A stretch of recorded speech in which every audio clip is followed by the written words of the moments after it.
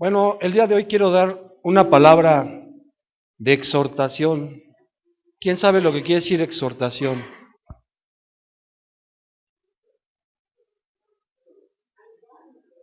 Animar, invitar, alentar.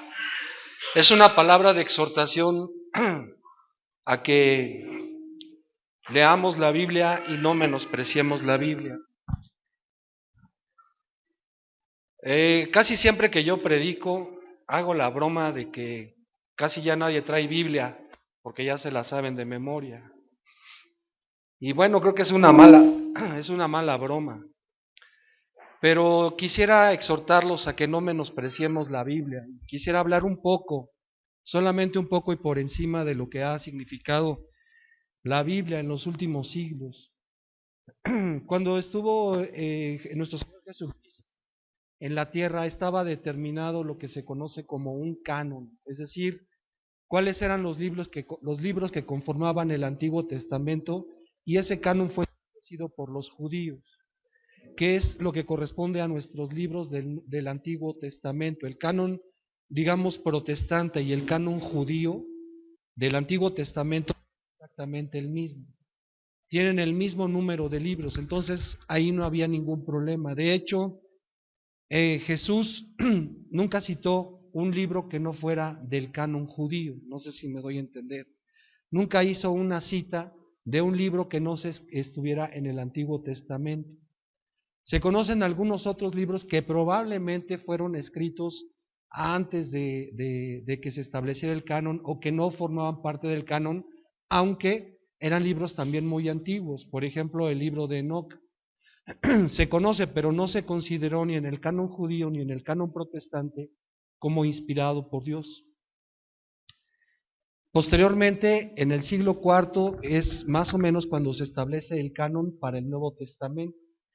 No sin problemas, porque había muchísimos problemas. Hay evangelios apócrifos. ¿Qué quiere decir la palabra apócrifo? Falso quiere decir que no son verdaderos. Entonces, por ejemplo, hay evangelios en el que dicen, por ejemplo, el evangelio de Judas, en el que dice que Jesús cuando era niño hacía pajaritos de barro, les daba forma de barro, les soplaba y los aventaba porque empezaban a volar, o sea, hace un milagro. Y Judas, que también era niño, agarraba una resortera y los mataba. Entonces, esos son los evangelios, y hay muchas cartas, hay evangelio de Pedro, evangelio de Judas, de Santiago, hay muchos evangelios, hay muchas cartas que también son cartas falsas, o cartas que no están inspiradas, no necesariamente tienen que ser falsas, pero que no son inspiradas, o que cuando se estableció ese canon no se consideraron que deberían de formar parte del Nuevo Testamento, que es los libros que nosotros tenemos. Empezó a haber problemas en la historia primitiva. Por eso es que el apóstol Pablo, si ven algunas cartas dice, como siempre, la última parte de la carta está escrita de mi mano. Ese era el sello que daba Pablo para que los hermanos, cuando llegara la carta a la presencia de ellos, supieran que era original la carta escrita por el hermano Pablo, porque el hermano Pablo lo que regularmente hacía es que dictaba la carta a un ayudante. Parece que él tenía problemas en los ojos. No se sabe cuál era ese problema, pero la última parte, la salutación, la última parte pues, la doxología, dice, mirad con cuán grandes letras os escribo, o sea, para que se dieran cuenta de que la carta era firmada por él por el problema probablemente que tenía en los ojos. Pero hubo muchos problemas, como se levantaban falsos hermanos, que ya lo había dicho nuestro Señor, y que ya se los había dicho incluso el apóstol Pablo, a los hermanos, dice que dentro de ellos mismos se iban a levantar lobos rapaces, y que iban a venir de otros lugares para meterse e infiltrarse en la iglesia y organizar problemas. Parece que lo que hacían también los hermanos es que mandaban cartas de recomendación. Entonces, si había un hermano, por ejemplo, en Corinto, y el hermano quería ir o lo querían enviar a otra iglesia, lo mandaban los ancianos con una carta de recomendación. Y el apóstol Pablo dice que él no necesita de la carta de recomendación porque ellos mismos, o sea, los hermanos, son las cartas de recomendación escritas de Dios por medio de Pablo en ellos mismos. Pero vean, esto habla del problema que había en aquellos tiempos sobre lo que era falso y lo que era verdadero, quiénes eran hermanos de a de veras y quiénes no eran hermanos de a de veras. Actualmente en la Iglesia Católica se dice que es la iglesia original, la iglesia que está desde un principio. ¿Quién es lo que quiere decir católico? La palabra católico quiere decir universal. Ellos se dicen que son la iglesia universal con base en la ciudad de Roma. Entonces, porque según ellos, pues el primer papa fue el apóstol Pedro y una serie de cosas, ¿no? Sucedieron después de algunos siglos, digamos que estamos entre el tercero, cuarto, cuando hay algunos concilios, hasta que un emperador romano dictamina o da la orden de que bajo todo el imperio romano se establezca el cristianismo como la religión oficial de todo el imperio. Y eso parece que suena bien, suena que pues no era algo bueno para la extensión del evangelio, pero lo que sucedió es que la gente se convirtió al cristianismo, pero sin convicción. No sé si me doy a entender. Nadie se va a convertir y va a decir, ahora sí yo creo en este Dios, si no tuviera un soldado romano que está o con una ametralladora o con una lanza diciendo, tienes que hacer lo que dice el emperador, porque si no dices que ahora ya no crees en Apolo, sino que ahora crees en Jesús, si no lo crees, pues te traspasamos. Entonces, fue el origen de una mezcolanza terrible, de una confusión terrible que se ha dado a lo largo de toda la historia. La palabra Babilonia, que es una palabra antigua, el nombre de una ciudad quiere decir confusión. Y esa palabra confusión o Babilonia aún se menciona en el libro del Apocalipsis como algo que está sucediendo y que va a suceder en los últimos tiempos. Anima el Señor a que, bueno, dice dos cosas. La primera es que dentro de esa confusión, dentro de ese relajo de pensamiento, dentro de esa confusión de filosofías, el Señor tiene pueblo. Y el Señor lo que dice, le dice a la gente que cree en Dios, pero que está viviendo en Babilonia, le dice al Señor, salid de en medio de ellos, pueblo mío.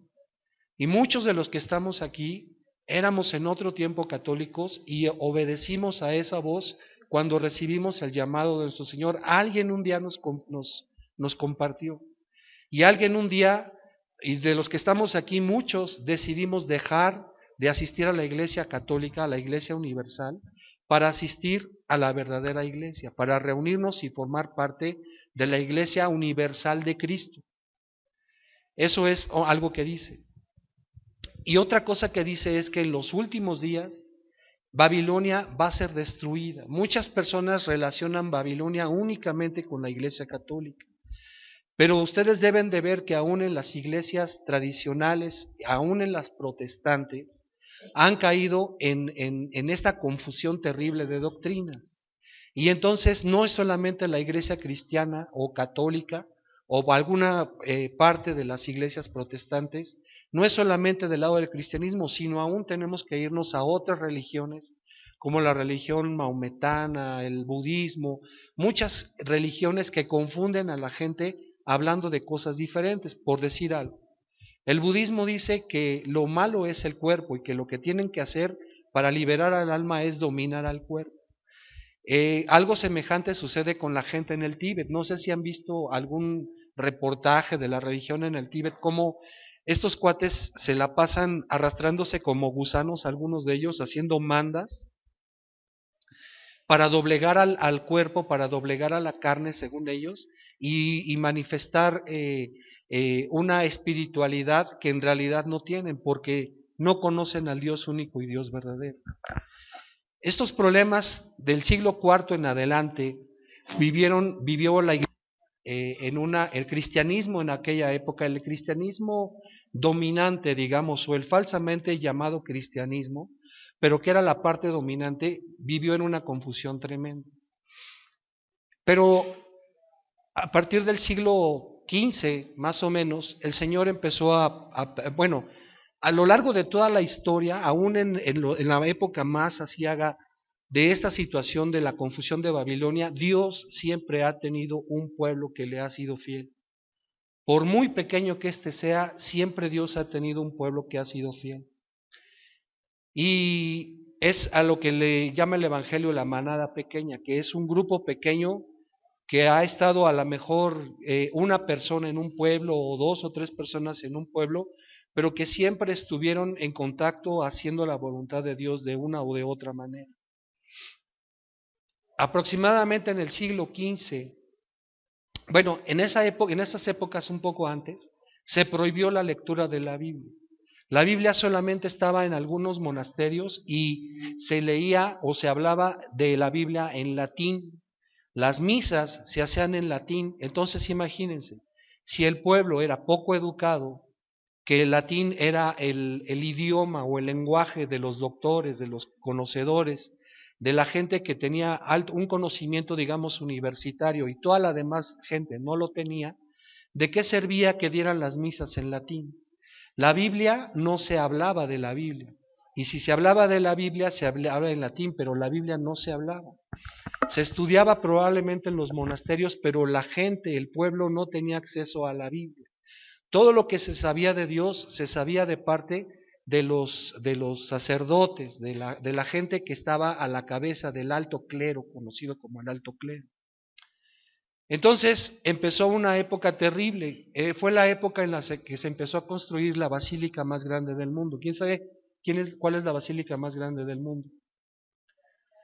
La Basílica de San Pedro en la Ciudad del Vaticano. Es un monstruo, es un monstruo. Para que se den una idea, cuando ustedes entran a la Basílica del Vaticano, están marcadas en el piso el tamaño hasta dónde llegaría la iglesia o las iglesias de diversas partes del mundo. Entonces, por ejemplo, la Catedral de la Ciudad de México no llega ni a la mitad, tomada como referencia desde el altar de la Basílica de San Pedro. Haga de cuenta que miden la Basílica, la Catedral de la Ciudad de México y digamos que mide 80 metros. Entonces tomaron una cinta métrica, midieron hasta dónde llegaban los 80 metros y los 80 metros o lo que mida no llegaba ni a la mitad. Y así está marcado en el piso la Catedral de la Ciudad de México, la Catedral de Londres, etcétera. Muchas iglesias están marcadas de esa manera. Será un monstruo esta cosa, más todo lo que le rodea. Entonces, era la época del feudalismo, de los señores feudales, y entonces requerían de dinero para construir esto. Entonces se les ocurrió, dentro de las cosas que se les ocurrieron fue la venta de las indulgencias. ¿Sí han escuchado de las indulgencias? Bueno, para los que no han escuchado, o si saben para afirmarlo, eran documentos que se imprimían y en el que se ponía el nombre de la persona que compraba la indulgencia. Entonces voy a poner un ejemplo extremo, pero que llegó a suceder. Si yo había pecado en el pasado, yo podía redimir mis pecados dando dinero, comprando indulgencias para que yo pudiera entrar al cielo sin deber nada. Pero si yo quería hacer un pecado a futuro, también podría comprar indulgencia para que el pecado no me fuera tomado en cuenta. Entonces, yo pregunto, ahora que tenemos algún conocimiento de la Biblia, ¿será que eso era válido? ¿Que por medio de dinero podíamos redimir pecados pasados o pecados futuros? De ninguna manera, diría el apóstol Pablo. Pero eso era lo que estaba sucediendo. Y como hemos dicho que el Señor siempre ha tenido un remanente, que ha sido un remanente fiel, empezó a levantar gente dentro de los países europeos principalmente. Y dentro de esos países, a uno que levantó, parece que al principio no podemos ser muy exactos de que el primero que levantó fue tal. Parece que uno de los primeros que levantó fue un hermano que se llamó John Wycliffe. que fue, entre otras cosas, de los primeros que tradujeron la Biblia al idioma inglés y que empezaron a establecer lo que se llama, estos hombres como John Wycliffe, fue una persona que formó parte de lo que se conoció como la prerreforma. Todos los que han estudiado en la secundaria y en la prepa saben de lo que hablo cuando hablo de la reforma. Pero como sé que algunos no saben de lo que hablo, vamos a hablar que, digamos que algunos hermanos se levantaron y lo básico es lo siguiente, que la Biblia no estaba escrita en ningún idioma, sino que era en latín o en griego. Pero los hermanos de la prerreforma lo primero que hicieron fue empezar a traducir la Biblia del latín y del griego a su idioma. Y el primer idioma al que se tradujo fue al idioma inglés. Y empezaron ahora sí a repartir o a imprimir Biblias, claro, como se hacían de manera a mano, pues eran Biblias muy caras, pero ¿en qué año se inventó la imprenta? En 1492, ¿no? ¿No? Pues yo me acuerdo que esa es por ahí, pero vamos a suponer que fue en 1492. El primer libro que se imprimió, ¿qué creen que fue? La Biblia, pero la Biblia en alemán, porque este hombre Gutenberg era alemán.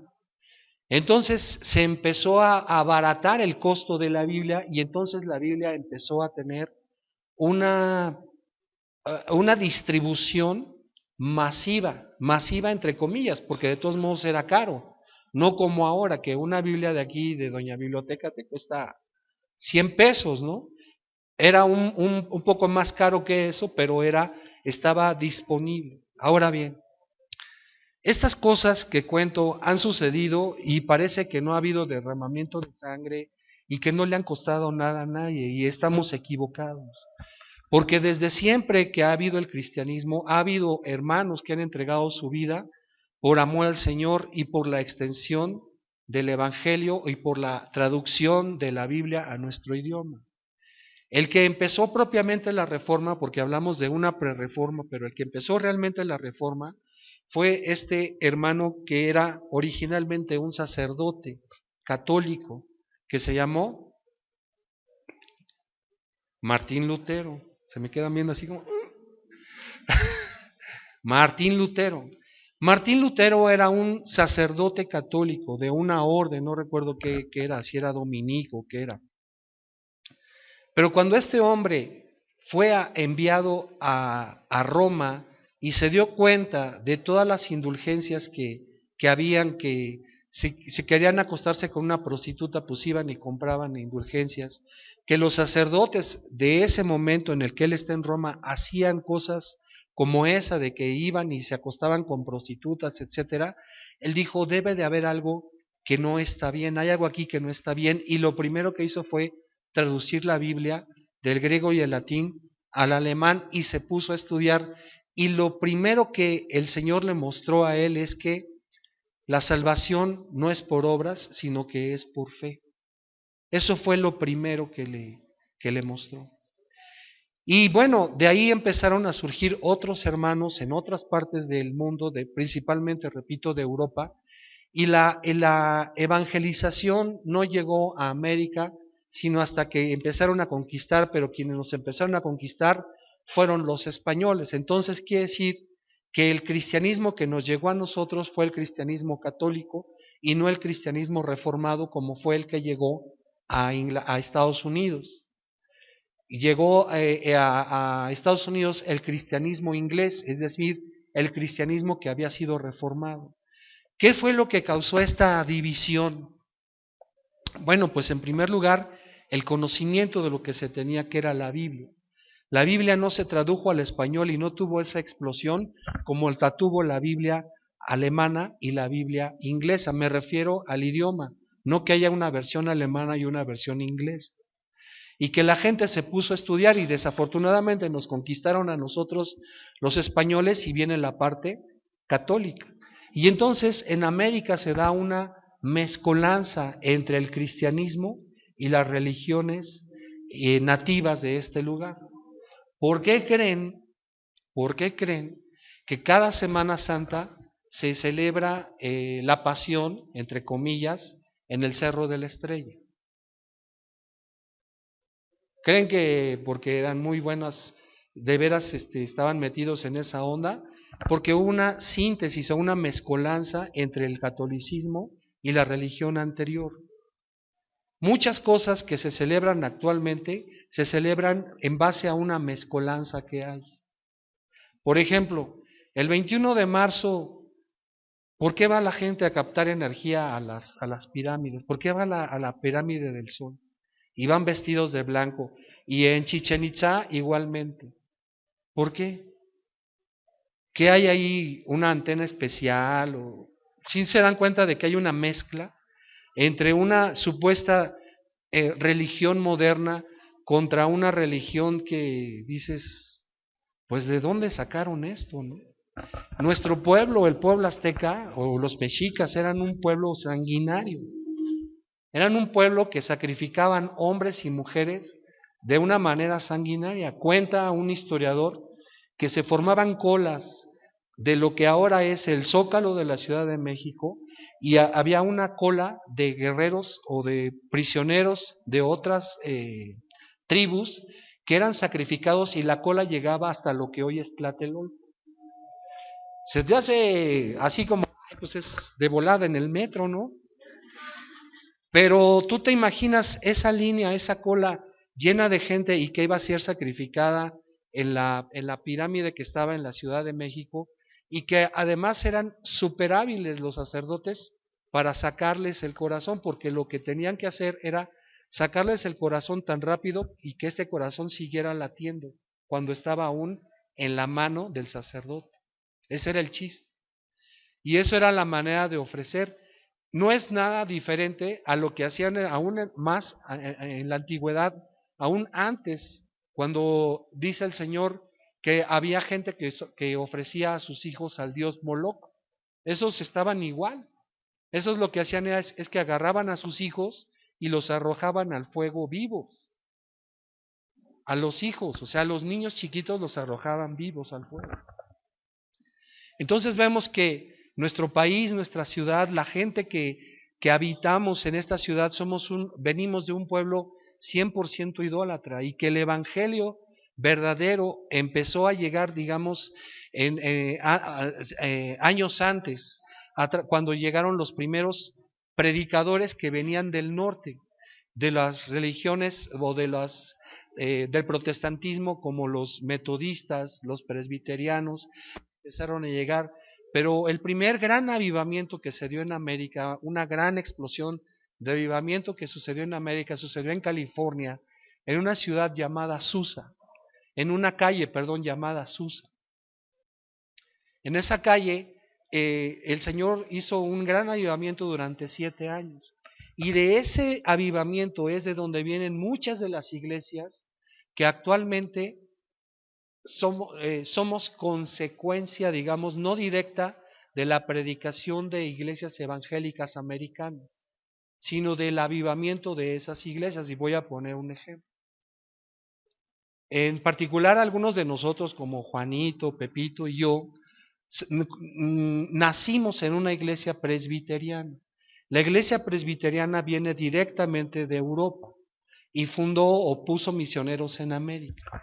Pero a nosotros llegó una parte que quién sabe cuál será el origen, si es que hubo un origen humano alguna vez, de un grupo de gentes que pidieron que en reuniones de jóvenes, ese es algo característico, de jóvenes, se reunían a orar. Fíjense, la gente que a nosotros nos habló del Espíritu Santo se reunía en la iglesia que está en la calle de Valderas. Y en ese entonces ellos eran el grupo de jóvenes que estaban dentro de la iglesia, pero a la vez estaban separados, porque ellos, aunque asistían al culto en la mañana, en la tarde se reunían y subían al salón de los jóvenes y ahí se ponían a orar para que hubiera un avivamiento. ¿De dónde escucharon la palabra avivamiento?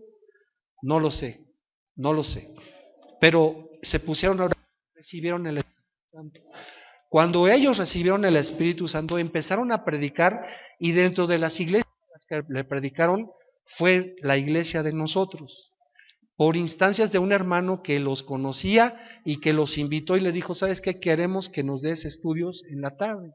Y entonces nosotros en la mañana nos congregábamos en Dios es Amor, que es la iglesia presbiteriana de Satélite, y en la tarde, los sábados, nos reuníamos a hacer reuniones de oración en donde recibimos el Espíritu Santo. Ahora bien, ¿qué tiene esto que ver con la palabra de exhortación? La palabra de exhortación consiste en lo siguiente. Consiste en que mucho ha padecido la iglesia del Señor en la historia del tiempo por causa de la Biblia. Ya hablamos de cómo había gente que se dudaba de si era el original o no era el original, si el pastor que llegaba era original o era un falso hermano, y después cómo mucha gente tuvo que padecer, y lo que padecieron encarcelamientos y muertes por causa de tener una Biblia que pudiera llegar a la gente. Nosotros vivimos una época privilegiada, porque nosotros con poner solamente 100 pesos o menos, podemos tener acceso a una Biblia. Y ahora lo que ha sucedido es que esperamos a que llegue el domingo o a que llegue el miércoles para que el hermano nos hable de la Biblia y que nos expliquen y nos desmenucen lo que quiere decirnos Dios a nosotros. Pero Dios es un Dios vivo que está presente y no está callado. Y Dios la Biblia se le conoce como la palabra de Dios. Y la palabra de Dios no es un idioma que solamente algunos hermanos muy duchos y muy precisos nos puedan traducir o explicar. Quiero que abramos la Biblia en el capítulo 19 del libro de los Salmos. Y vamos a leer del verso 7 al verso 14. ¿Qué es lo que todos los hermanos podemos encontrar? Digamos, todos los hermanos de a pie, todos los hermanos tengamos mucha educación escolar o no la tengamos, ¿qué es lo que nosotros podemos encontrar en la Biblia? ¿Cuál es la voluntad de Dios para que nosotros encontremos en la Biblia? Verso 7 dice: la ley de Jehová es perfecta, que convierte el alma. El testimonio de Jehová es fiel, que hace sabio al sencillo. Los mandamientos de Jehová son rectos, que alegran el corazón. El precepto de Jehová es puro, que alumbra los ojos. El temor de Jehová es limpio, que permanece para siempre.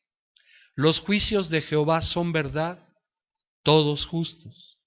Deseables son más que el oro, y más que mucho oro afinado, y dulces más que la miel y que la que destila del panal. Tu siervo además es amonestado con ellos, en guardarlos hay grande galardón.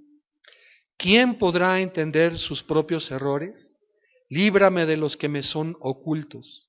Preserva también a tu siervo de las soberbias, que no se enseñoreen de mí. Entonces seré íntegro y estaré limpio de gran rebelión.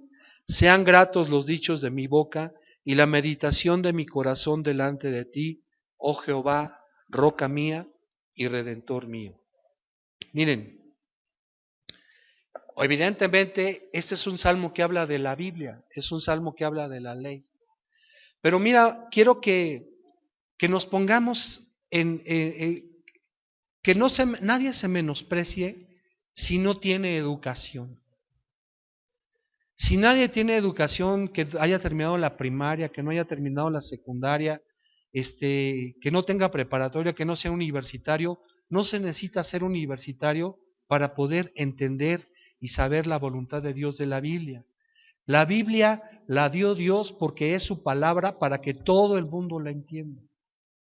Todo el mundo la entienda. Mira, mucha gente me dice, dígame por dónde empiezo a leer la Biblia. ¿Y cómo te puedo decir? O sea, la Biblia es una carta personal de Dios para contigo. Y que dependiendo de la necesidad que tú tengas es como Dios te va a hablar. Lo que no te recomiendo es que andes brincando de un lado para otro, que hoy leas 2 renglones y para mañana leas 3 de otro lado y que andes brincando. que empieces por donde quieras empezar, pero con lo siguiente siempre preguntándote o siempre teniendo en mente lo siguiente. Te voy a contar algunas historias. Por ejemplo, si lees tú la historia de José, no voy a preguntar si la sabes o no la sabes. José era el hijo favorito de Jacob y por eso le causaba envidia al resto de sus hermanos. Y entonces un día tiene un sueño en el que les dice el sueño a los hermanos y al papá y dice que él ve que se formaban montones de paja, parece, y que todos los montones de sus hermanos se postraban delante del montón de paja que él había hecho. Y causó tanta envidia en los hermanos que los hermanos, cuando tuvieron la oportunidad, lo metieron en un pozo para que se muriera y luego se arrepintieron y dijeron, no, mejor saquémoslo. Apareció una tribu de nómadas, le dijeron, te vendemos a danos 30 monedas de plata, y se lo vendieron y parece que se habían deshecho. Y para no ofender mucho al papá, llenaron las vestiduras de José, que José tenía una túnica de colores que le había hecho especialmente el papá, y le dijeron, la llenaron de sangre de un cabrito, y le dijeron, ¿qué crees, papá? Que se lo echó un león, y el papá pues lo dolió mucho, pero ya por lo menos sabía que se había muerto. Y entonces pasó el tiempo y ya, más historias de José. Y aquí dices, pues de historia, está interesante esta historia de José, pero para leer la Biblia, y en esto consiste la exhortación, es que la Biblia dice de ella misma que es una fuente de bronce forrada de plata. ¿Qué quiere decir esto? Esto quiere decir que la Biblia es antes que otra cosa un espejo. En la antigüedad no había espejos como los que tenemos ahora en el baño, en cualquier parte de las mujeres sacan su bolsa y se empiezan a ver si están bien pintadas. No había esa época. Antes los espejos eran de bronce.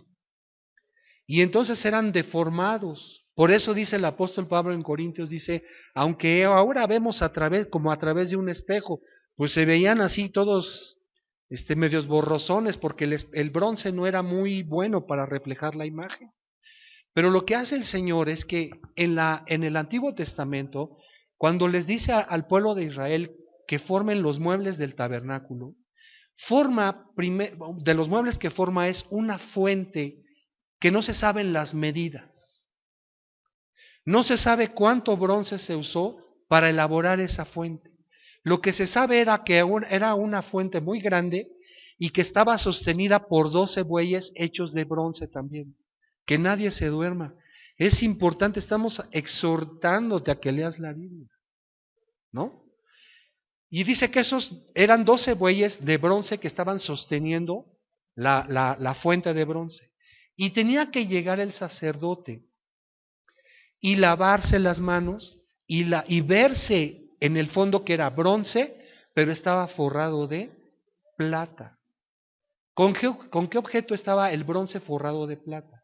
Que era un mejor reflejante que el bronce mismo. Los espejos actualmente están forrados de plata, de una solución a base de plata. Por eso es que es como plateado y la imagen que refleja es perfecta.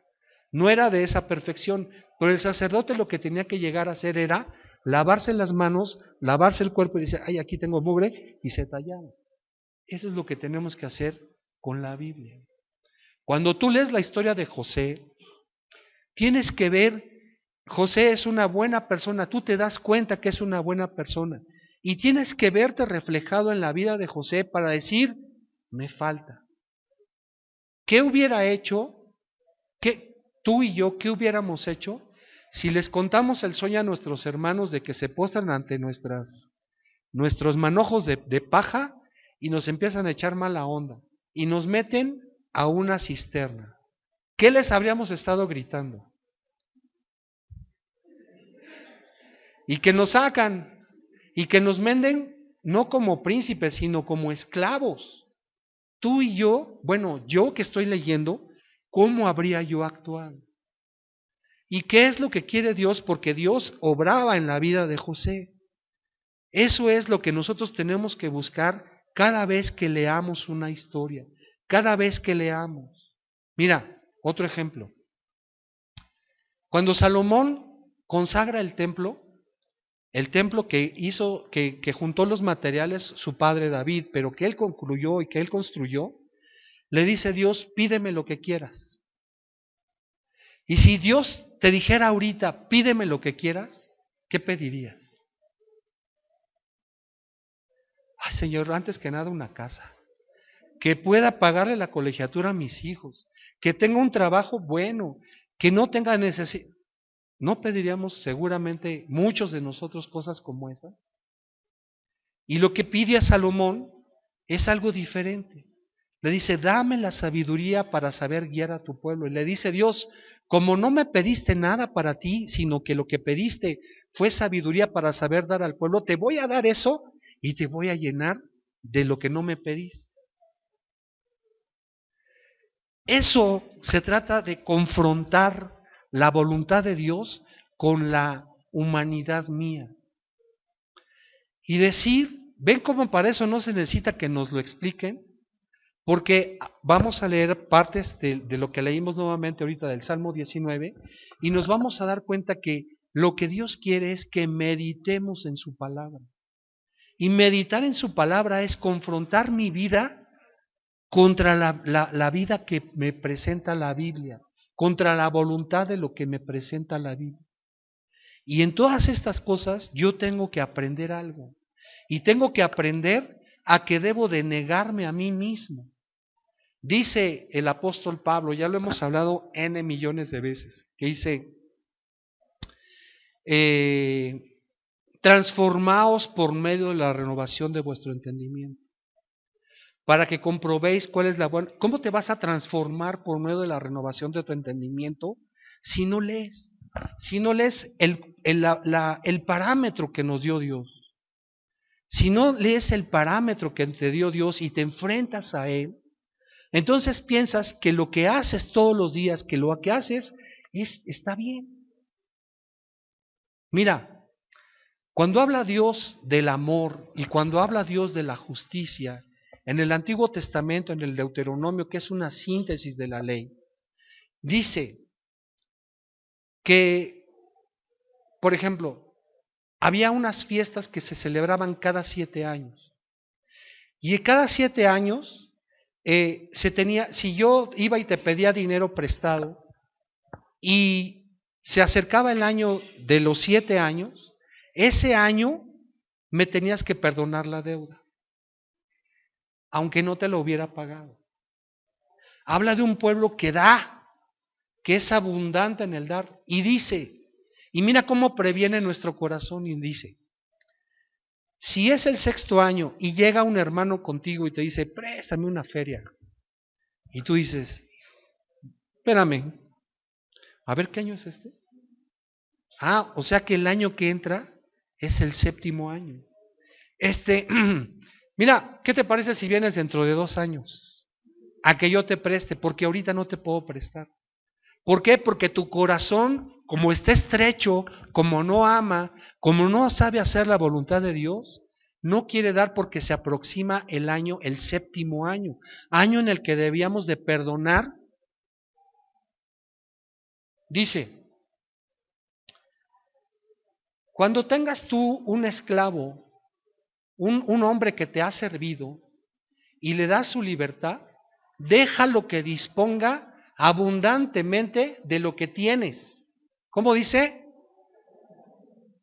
Cuando tú lees eso y eres, por ejemplo, patrón de una empresa, dices, bueno, la Ley Federal del Trabajo dice que,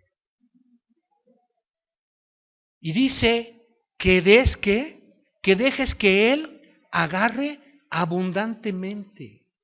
Mira, había una diferencia entre un siervo y un esclavo.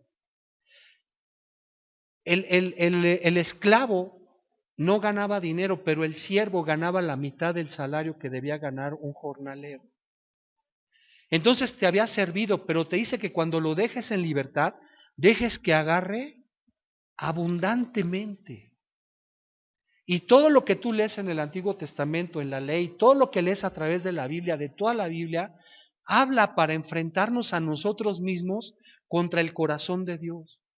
La actitud de Dios es una actitud diferente, es una actitud de dar. Te dice, no te dice así, pero dice, si eres comerciante, que tu medida sea justa. No se vale litros de a 900 mililitros como en las gasolineras. Y tú cuando vendas un grano, dalo compacto, o sea, apriétalo bien, asiéntalo bien y le das copeteado, como diría López Obrador, ¿no?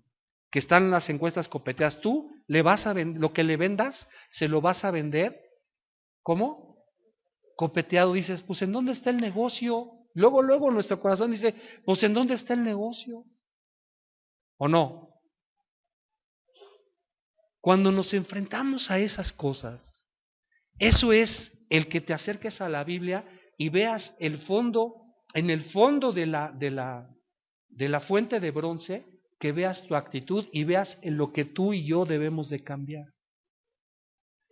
Pero si no lees la Biblia, si no tienes como costumbre, como metodología, leer diariamente la Biblia, preguntándole al Señor qué es lo que quiere que aprendas, y no que aprendas como una anécdota histórica, sino que aprendas como una domesticación de tu viejo hombre, como un hacer morir pues lo terrenal en vosotros, no vamos a avanzar a ningún lado.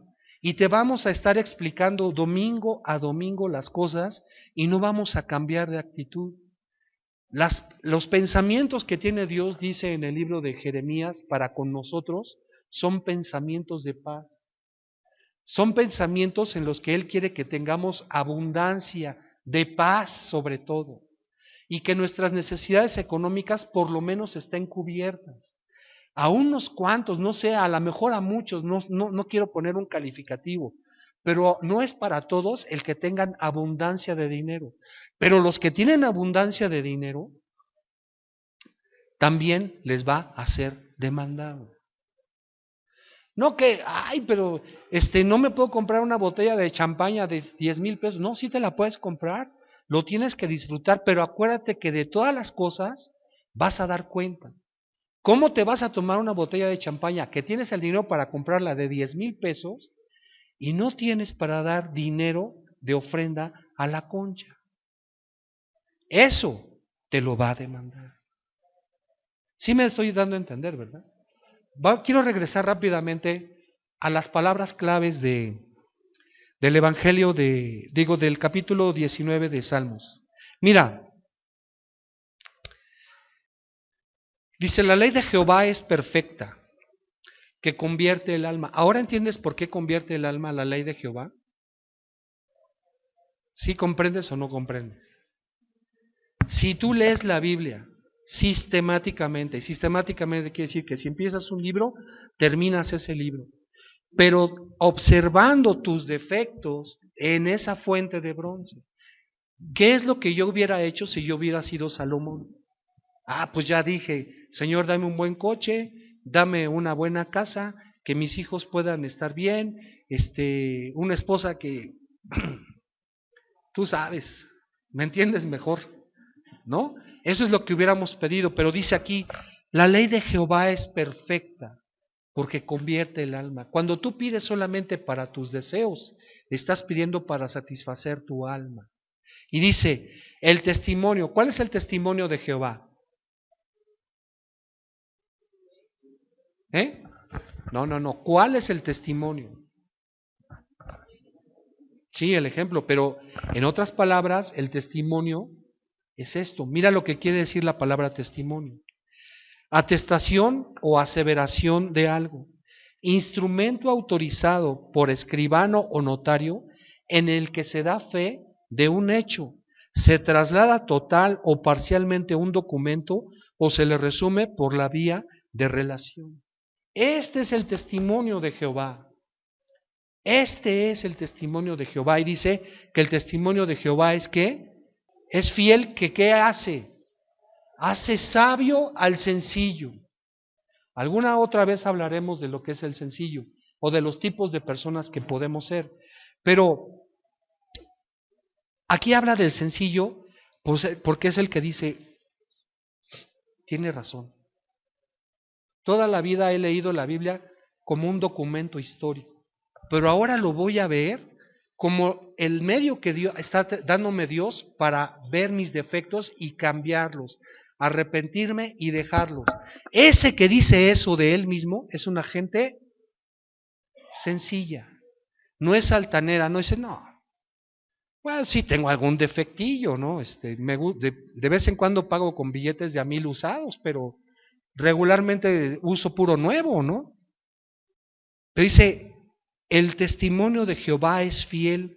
El que tú leas y medites en tu corazón de las actitudes que tienes o que tenemos con respecto a lo que dice la Biblia, te hace, ¿sabes cómo? Hace sabio al sencillo. Los mandamientos, o sea, ¿qué? Los mandamientos de Jehová son como, son rectos, que alegran el corazón. Nosotros debiéramos de estar tristes por las actitudes que tenemos.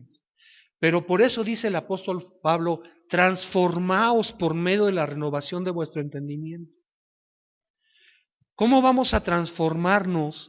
¿Cómo nos vamos a alegrar en el corazón si no estoy pidiendo dinero? Eso es algo que nos debiera de resultar a los que estamos viviendo según el hombre animal o el hombre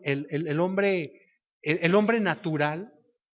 Eso es algo que no puede ser posible, que tú no pidas dinero. No, el dinero me va a venir como consecuencia y no va a ser, a lo mejor es en abundancia. Y es que si es en abundancia es porque soy capaz, Dios piensa que soy capaz de administrarlo y de dar abundantemente, pero si no, me va a dar en suficiencia. Lo importante es que ahora me alegra el leer los mandamientos de mi Dios para conmigo, no para con el hermano, porque para eso sí somos buenos. Tu hermano deberías de leer esto, ¿eh? Deberías de leer esto, para que no seas así como eres. Eso sí somos buenos, pero cuando se trata de ver nuestras propias actitudes, ahí sí como que nos duele. Mira, también dice, los preceptos de Jehová son puros, ¿no? Son rectos que alegran el corazón. El precepto de Jehová es puro, que alumbra los ojos. Mira, la palabra precepto es mandamiento u orden en el superior que hace observar y guardar al inferior o súbdito. Es decir, son mandamientos que está dando Dios y dice que es puro y que alumbra nuestros ojos. Muchos de nosotros creemos ver cuando estamos viviendo de acuerdo a lo que nos gusta. Pero lo que Dios quiere es que cada día tomemos nuestra cruz y que muramos cada día a nuestros gustos, a lo que nosotros queremos. Por eso dice, tome su cruz cada cuánto, cada día, y niéguese a sí mismo. Mira, hay muchas cosas que decir, pero lo único que te quiero exhortar es a que no menosprecies la Biblia, que la leas, y que la leas con el entendimiento de que es una fuente de bronce pulido y forrada con plata, para que cada vez que la leas, no te menosprecies y digas, no, es que yo no sé hacer raíz cuadrada, y no sé esto, y no sé lo otro, y no sé lo de acá, solamente los que fueron a la escuela lo van a entender. Tú tienes que ponerte y mostrarte delante de la Biblia como eres para que la Biblia te pueda decir, o la palabra de Dios te pueda decir lo que Dios quiere que te deshagas, que no le agrada. Fíjate cómo termina esta parte, por lo menos del Salmo 19 que escogí, dice el 11, tu siervo es además amonestado con ellos. ¿Con ellos qué? Con los mandamientos, con lo que dice la Biblia. Dice, tu siervo es además amonestado con ellos. En guardarlos, ¿en guardar qué? Los mandamientos, hay grande galardón. ¿Qué quiere decir galardón? Hay un gran premio. ¿Quién podrá entender sus propios errores? Líbrame de los que me son ocultos. Preserva también a tu siervo de las soberbias, que no se enseñoreen de mí. Entonces, ¿cuándo? Cuando dos cosas sucedan. Cuando Dios te libre de los pecados que te son ocultos y cuando te preserve también de las soberbias. ¿Cómo las vamos a entender estas dos cosas? A través de la Biblia. Y entonces, cuando sucedan estas cosas, dice, que no se... Entonces, cuando te muestre estas cosas, seré íntegro y estaré, ¿cómo? Limpio de ¿qué? De gran rebelión. Sean gratos los dichos de mi boca y la meditación de mi corazón delante de ti, oh Jehová, roca mía y redentor mío. Otra cosa a la que te quiero animar es a que leas el Salmo 119. El Salmo 119 es una alabanza a la Biblia, es una alabanza a la palabra de Dios. Y mira lo que dice. Te voy a leer unos cuantos versos. Del 97 al 104 dice, oh, cuánto amo yo tu ley. Todo el día es ella mi meditación. Me has hecho más sabio que mis enemigos con tus mandamientos, porque siempre están conmigo. ¿Qué están conmigo? Los mandamientos. ¿Por qué siempre están conmigo? Porque estoy meditando. Ve cómo es una cadena.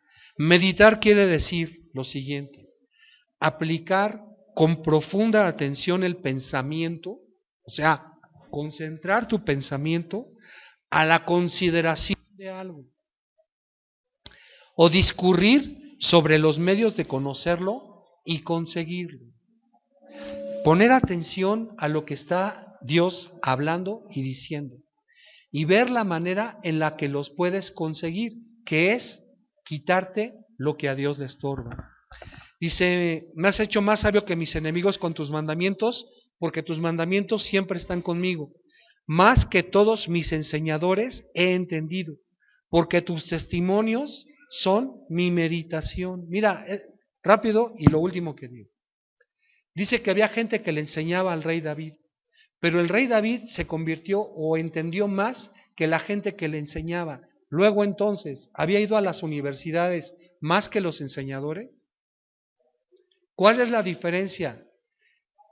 Los enseñadores habían ido, entre comillas, a la universidad de aquella época, pero los enseñadores no meditaban en la palabra, y cosa que sí hizo David, y por eso se volvió más sabio que los enseñadores.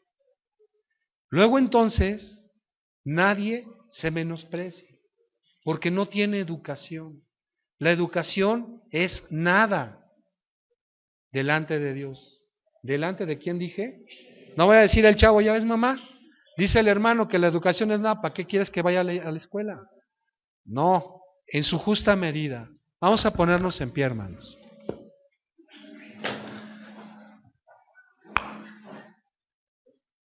Señor, queremos poner estas cosas que hemos hablado hoy delante de ti, Señor. Y te pedimos que guardes esta palabra, Señor, en el corazón de mis hermanos. Y que todos a la vez, Señor, seamos hombres y mujeres que decidamos a partir de este momento y de este día, Señor, convertirnos en dos cosas: en lectores asiduos de tu palabra, Señor, y en meditadores y hacedores de ella. Señor, solamente así seremos hombres y mujeres sabios, hombres y mujeres que podremos entender tus caminos, Señor, hombres y mujeres que seremos barro verdaderamente en tu mano, Señor, hombres y mujeres, Señor, que estaremos dispuestos a trabajar y hacer lo que tú nos pidas por encima de todas las cosas. Danos esta gracia, Señor. Danos esta gracia de que tu Espíritu Santo esté de continuo, animándonos y recordándonos, Señor, que debemos leer y meditar en tu palabra. En nombre de Jesús te lo pedimos, Señor. Amén. Gracias, Padre.